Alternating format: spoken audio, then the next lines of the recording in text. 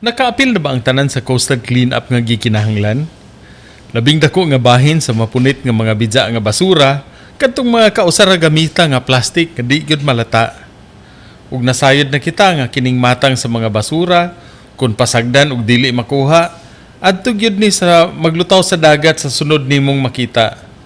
Ug kay ang dagway susama ra sa bubog o mga sabayon, ang plastic nga cellophane sa mga isda ug sa hayop sa dagat masaypan og kaon.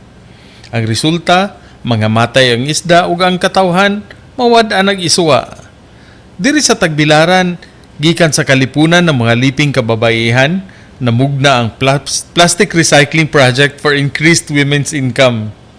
Gitawag na og Kalipi Upcycling Resources Entrepreneurs o KURE, tumong sa grupo ang pag-recycle sa bidya nga mga plastic bags aron may kapanginabuhian.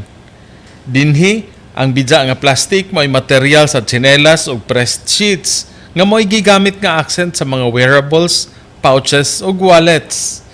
Kining plastic sheets usab nga gikuhaan sa novelty materials sa homewares o tote bags nga sikat sa kabataan. Gikan sa mga babae nga walay income, biktima sa abuso o gipanamastamasan, sa pagpamunit, paglaba, pagpauga o paghapnig ngadto sa pagunting-gunting sa basura nga hingkitan, may kaugmaon na ang mga kababayan-an. Ang ginunting nga basurang plastic nga natigom, kini karon sa heat press piiton. Ug dayon may dekolor nga plastic sheets na sila nga trabahoon, pang-accent alang sa environment-friendly fashion. Sa matagpalit sa ilang mga baligya nga minugna, usa ka kilong cellophane ang maluwas sa dagat sa makaulaw nga suliran.